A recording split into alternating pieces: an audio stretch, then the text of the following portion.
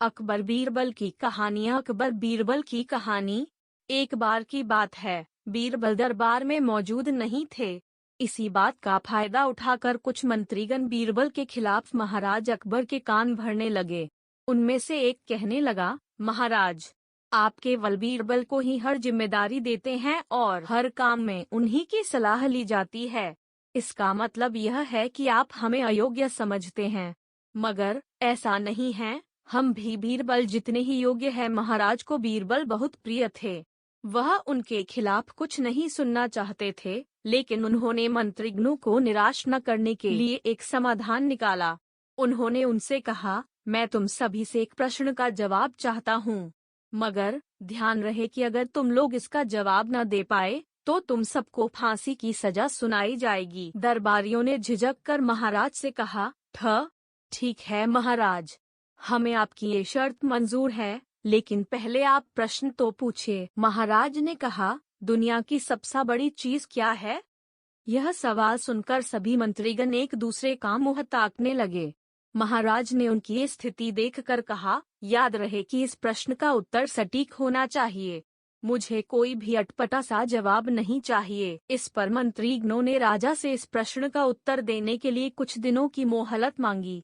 राजा भी इस बात के लिए तैयार हो गए। महल से बाहर निकलकर सभी मंत्रीगण इस प्रश्न का उत्तर ढूंढने लगे।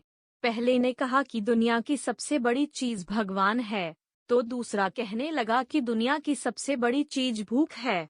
तीसरे ने दोनों के जवाब को नकार दिया और कहा कि भगवान कोई चीज नहीं है और भूख को भी बर्दाश्त किया जा सकता है।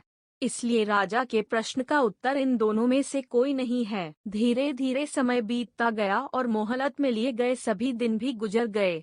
फिर भी राजा द्वारा पूछे गए प्रश्न का जवाब न मिलने पर सभी मंत्रीगणों को अपनी जान की फिक्र सताने लगी।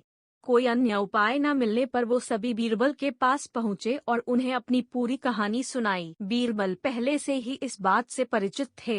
उन्होंने उनसे कहा, मैं तुम्हारी जान बचा सकता हूँ, लेकिन तुम्हें वही करना होगा जैसा मैं कहूँ।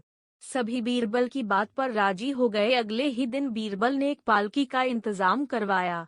उन्होंने 2 मंत्रीगणों को पालकी उठाने का काम दिया, तीसरे से अपना हुक्का पकड़वाया और चौथे से अपने जूते उठवाए। वह स्वयं पालकी में बैठ गए।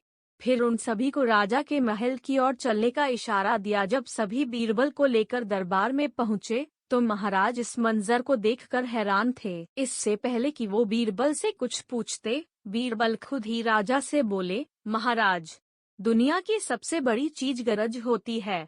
अपनी गरज के कारण ही ये सब मेरी पालकी को उठाकर यहाँ तक ले आए हैं।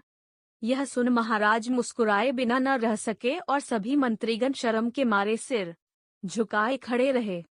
कहानी से सीख डैश।